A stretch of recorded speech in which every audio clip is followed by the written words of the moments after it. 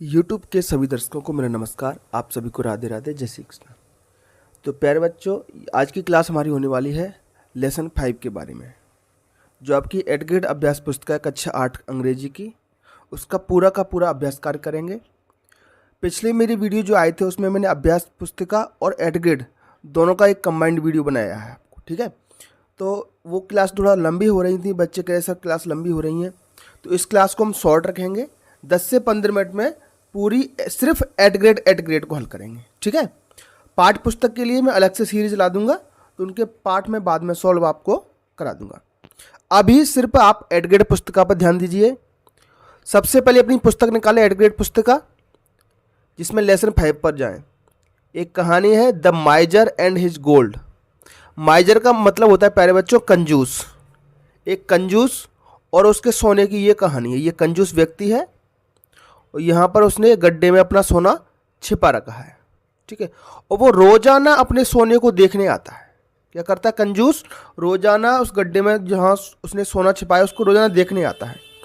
तो एक दिन एक ठग, एक रॉबर उसको देख लेता है कि भाई ये यहाँ क्यों आता है। उसी दिन रात को वो आता है ठग, उसका सोना निकाल करके ले जाता है। अगले दिन फिर आता है सोने को देखने के लिए। ये कंजूस व्यक्ति देखता है इतना गड्ढा देखकर वो चिल्लाता है, भय से चिल्लाता है। तो पड़ोसी आ जाते हैं, उनको बताता है चोर मेरा सोना ले गए, सोना ले गए। तो पड़ोसी आते हैं, कहते हैं ठीक है, तुम रोजाना क्यों आते थे यहाँ देखने के लिए? अब रोजाना सोना देखते थे, अब खुदा हुआ गड्ढा देखो रोजाना, ठीक है। ये इसकी छोटी सी कहानी थी, जिसमें आप देखेंगे कि प्रश्न नंबर 1 से लेकर के 5 तक आपको MCQs दिए गए हैं, मतलब विकल्प वाले प्रश्न हैं। Choose the correct option and write. प्रश्न क्रमांक 1 है what did the miser keep in the hole. Hole मतलब गड्ढे में क्या रखता था, कीप मतलब रखना। अभी मैंने आपको कहानी सुनाई, तो गड्ढे में वो क्या रखता था? अपना खजाना रखता था। पहला ऑप्शन है क्लॉथ्स, नहीं। दूसरा है शूज, जूते भी नहीं, बुक्स भी नहीं। सही जवाब है ट्रेजर। ट्रेजर का मतलब होता है खजाना, ठीक है प्यारे बच्चों। हर एक शब्द का मतलब समझें आप। प्रश्न क्रमांक 2 पर चलते हैं। Who came running up when the माइजर made a terrible clatter. Terrible में भयानक चिल्लाया, जोर से चिल्लाया। उसने देखा कि उस गड्ढे में से सोना गायब है, तो वो जोर से चिल्लाया। तो वहां पर कौन आया, ठीक है। तो पहला ऑप्शन रिलेटिव्स, रिश्तेदार, नहीं। रॉबर्स, ठग आए, ये भी नहीं। फ्रेंड्स, दोस्त आए, ये भी नहीं।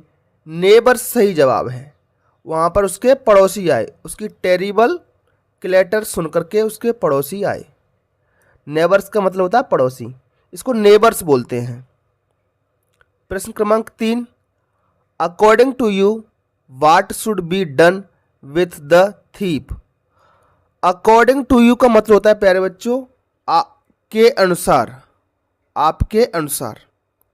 व्हाट शुड बी डन, क्या किया जाना चाहिए, विथ द थीप, चोरों के साथ, ठीक है।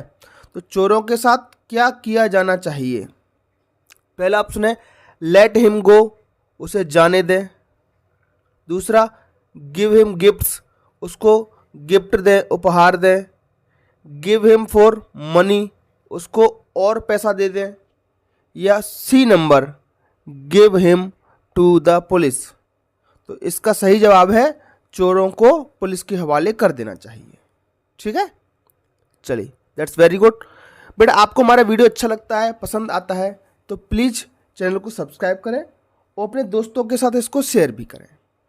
और कमेंट बॉक्स में हमें बताएं कि आप हमारा वीडियो मध्य प्रदेश के किस जिले, शहर या गांव से देख रहे हैं, ठीक है। इतना सा कार्य सिर्फ आपको करना है। प्रश्न क्रमांक 4, pick out the correct meaning, मतलब सही शब्द अर्थ आपको चुनना है। बोल्ड, किसका चुनना है? बोल्ड शब्द का सही अर्थ। एंड राइट, और लिखना है। तो बोल्ड का मतलब होता है साहसी या बहादुर। साहसी या बहादुर, ये बोल्ड का मतलब होता है प्यारे बच्चों। अब पहला ऑप्शन है कॉवर्ड, कॉवर्ड मतलब कायर, ये नहीं हो सकता है। इनको भी अच्छे से याद रखें बेटा आप। टिमिड, टिमिड का मतलब भी कायर होता है, तो टिमिड और कॉवर्ड दोनों एक दूसरे के सिनोनिम्स हैं, पर्यायवाची हैं। ब्रेव, सी ऑप्शन इसका सही जवाब है। ब्रेव मतलब बहादुर, और बोल्ड मतलब भी बहादुर। फियरफुल मतलब डरा हुआ। ठीक, चलिए प्रश्न क्रमांक 5 पर चलते हैं। He made such a clatter, उसने किस प्रकार की चीख निकाली? तो उसने टेरिबल, टेरिबल चीख निकाली, और उसकी स्पेलिंग है बेटा TERRIBLE। ये सी ऑप्शन, यहाँ पर सी ऑप्शन कर लें आप, और ये वाली स्पेलिंग लिख दें। ठीक है, स्पेलिंग सही लिखी है, टेरिबल। ठीक है, सही स्पेलिंग ढूंढना है आपको। ये गलत है बेटा, ये भी गलत है, ये भी गलत है। सी ऑप्शन सही है, टेरिबल, TERRIBLE। अगले पेज पर आते हैं प्यारे बच्चों। यहां पर दिए गए हैं आपके लिए fill in the blanks. Hindi में भी लिखा हुआ है रिक्त स्थानों की पूर्ति करें। तो प्रश्न क्रमांक 6, ये सारे के सारे फिल इन द ब्लैंक्स बेटा आपके चैप्टर से लिए गए हैं, तो चैप्टर पढ़ना आपके लिए बहुत ज़रूरी है। जो आपकी पाठ्य पुस्तक है उससे चैप्टर पढ़ेंगे। ठीक है, हो सकेगा आगे तो मैं कक्षा 5 में तो बेटा सारे के सारे चैप्टर मैंने पढ़ाए हैं, उनका ट्रांसलेशन भी कराया है। तो पहले आपकी एडग्रे पुस्तिका को हम हल कर लेते हैं, और पाठ्य पुस्तक के भी वीडियो मैं आपके लिए बना दूंगा। जहाँ कहीं भी आपको किसी विषय में कठिनाई आए आप कमेंट बॉक्स में पूछ सकते हैं, मैं उन पर आपको सॉल्यूशन दे दूंगा। प्रश्न क्रमांक 6, the came back the every same night, उसी रात को कौन वापस आए? उसी रात को ठग। तो इस जगह पर हम क्या भर देंगे? रॉबर। ठीक है, क्या भर देंगे प्यारे बच्चों? ठग उसी रात को वापस आए, ये रॉबर भर देंगे। प्रश्न क्रमांक 7, the old man found that his treasure was gone, old man ने क्या पाया? कि उसका खजाना चला गया। प्रश्न क्रमांक 8, द नेबर्स, नेबर्स मतलब पड़ोसी, ऑल केम रनिंग अप, सभी पड़ोसी दौड़ करके आए। प्रश्न क्रमांक 9, rhyming word for clatter, clatter जो शब्द है इसका राइमिंग ढूंढना है, तो इसका राइमिंग हो जाए फ्लैटर। बेटा राइमिंग का मतलब होता है एक जैसी आवाज आए, लगभग समान ध्वनि आए बोलने में, और पीछे स्पेलिंग भी एक जैसी हो। देखो क्लैटर CLATTER और ATTER दोनों में लिखा है। ठीक, तो इससे हम पहचान सकते हैं। होमोफोन ऑफ होल, होल और पोल, होल, होल, तो इसका हम बेटा WHOLE होल ये भी लिख सकते हैं। दोनों का उच्चारण समान है लेकिन स्पेलिंग अलग अलग है। ठीक है, इसको भी होल पढ़ते हैं और इसको भी होल पढ़ते हैं। इसका मतलब होता है छेद, और होल मतलब पूरा, संपूर्ण। तो ये लिख दीजिए आप होल, दोनों को होल पढ़ते हैं। होमोफोन्स आवाज समान, स्पेलिंग अलग होती है, उसको हम होमोफोन्स कहते हैं। ठीक है, क्लियर? एक और उदाहरण ले लो आप होमोफोन्स का। SEEC, सी मतलब होता है देखना, कोई चीज को हम देखते हैं उसको बोलते हैं सी। और एक लिखा है SEAC, इसका मतलब होता है समुद्र। तो दोनों के दोनों आपस में क्या है प्यारे बच्चों?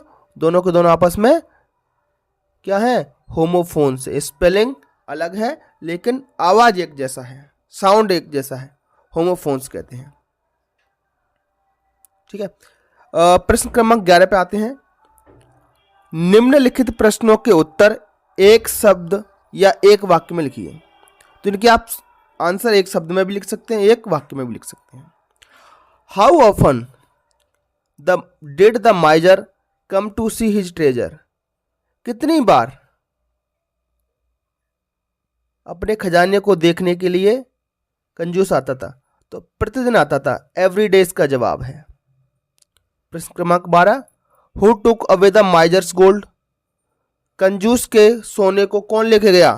तो ठग लेकर के गए, रॉबर, इसका सही जवाब है रॉबर।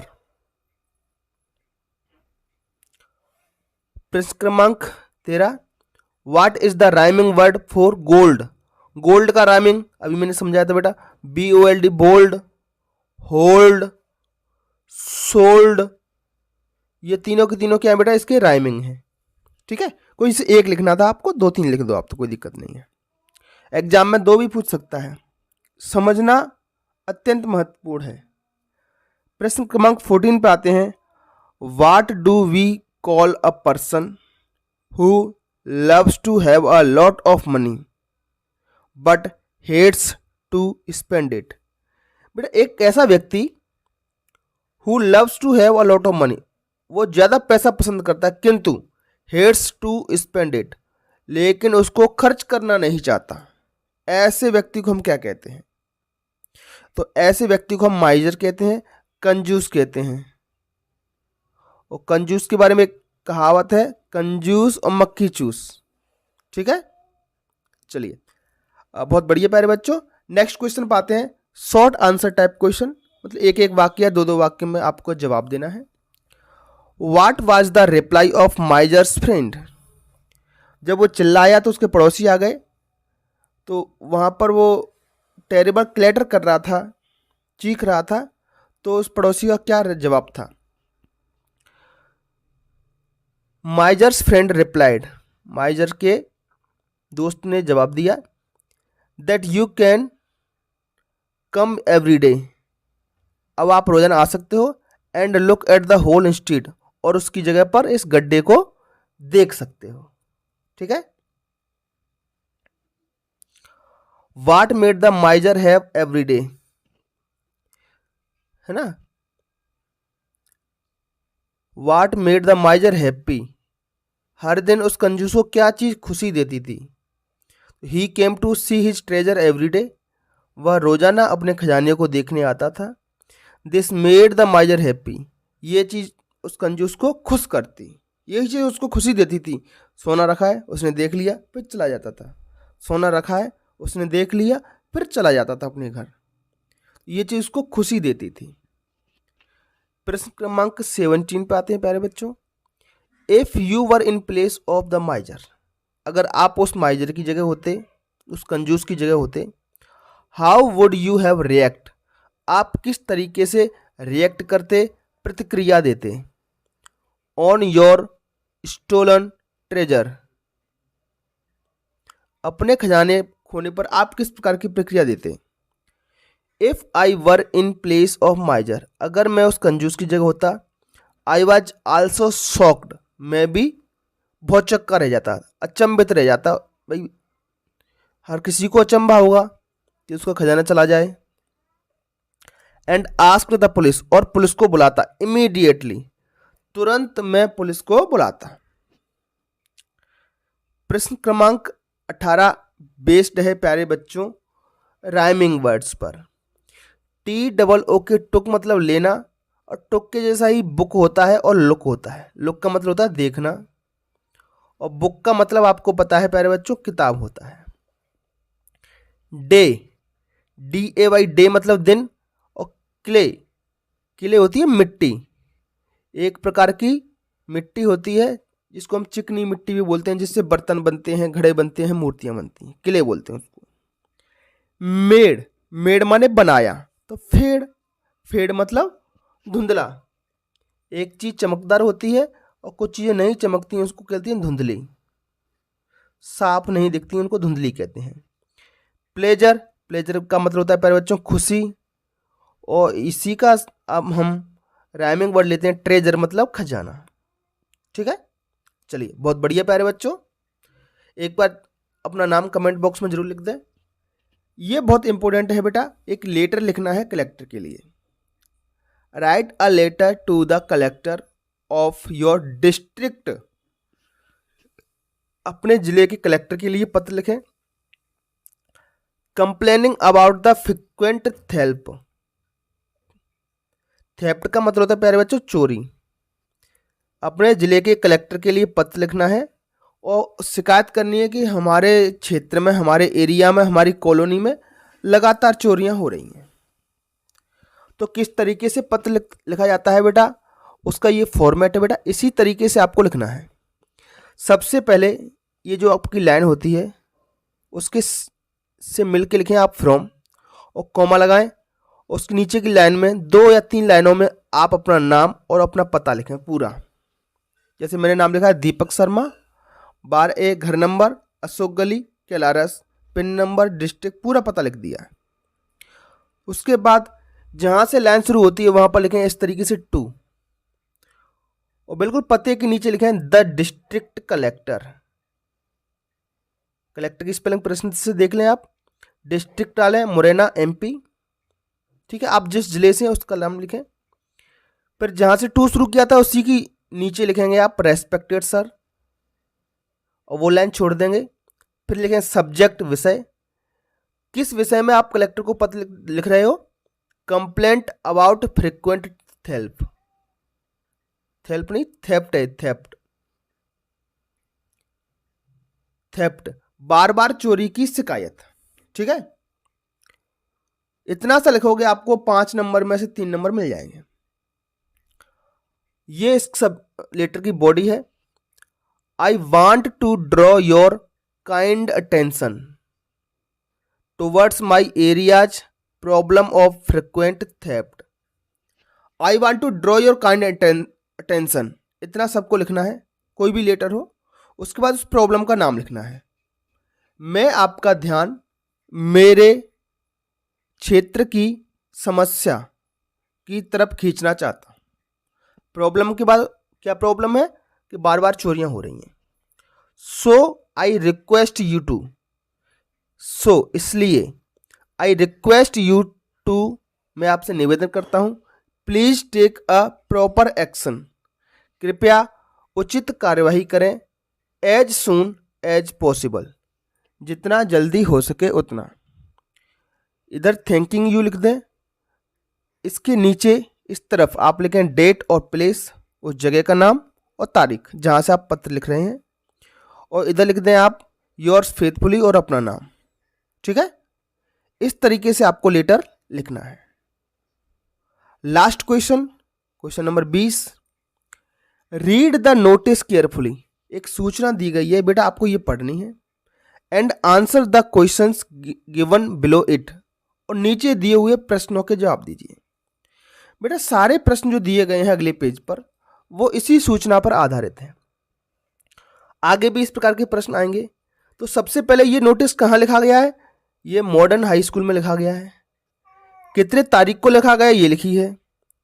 किस पर्पज से, किस उद्देश्य के साथ लिखा गया है, तो ये पर्स खो गया है उसके बारे में है। और ये लिखा किसने है, रोनित रॉय ने लिखा है जो स्कूल का कप्तान है, ठीक है। और क्या क्या इसमें हुआ है वो सब इसमें लिखा हुआ है। तो यहां से देख करके प्रश्नों के जवाब आपको देने हैं। It is here by notified that, ऐसा पाया गया है कि एक ब्लैक कलर्ड पर्स, एक काले रंग का purse, had been found in the school campus, school में एक काले रंग का पर्स मिला है। It contains some cash and IDs, इसमें कुछ आईडीज मतलब परिचय पत्र जैसे आधार कार्ड, पैन कार्ड वगैरह हैं, और कुछ नकदी है, पैसे हैं, cash. The owner of the purse, purse का मालिक, is requested to collect it, purse के मालिक से हमारी गुजारिश है कि आप इसको स्टाफ रूम से कलेक्ट कर सकते हैं।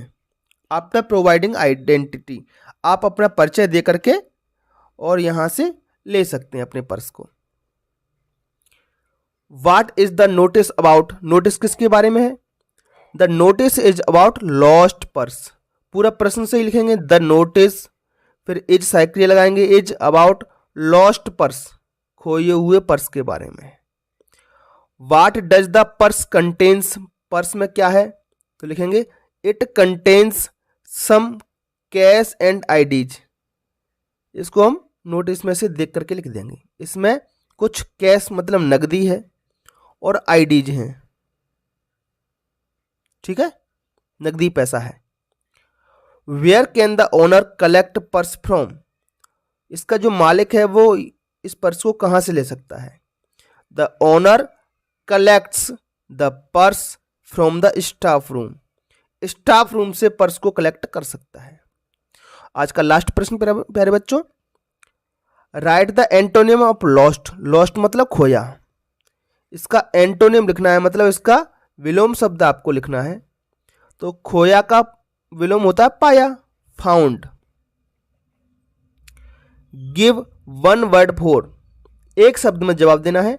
अ person who owns something. Owns मतलब किसी चीज का जो मालिक होता है ना, अपने पास कोई चीज रखता है, उसको क्या कहते हैं? उसको कहते हैं ओनर। ओनर मतलब मालिक। किसी चीज पे किसी का हक होता है, हक, तो उसको उस चीज का मालिक कहते हैं। ठीक है प्यारे बच्चों, तो ये थी बेटा आज की क्लास। आपको कैसी लगी कमेंट बॉक्स में जरूर बताएं। नेक्स्ट वीडियो मेरा नेक्स्ट चैप्टर के बारे में रहेगा। Thank you for the day, have a nice day, take care.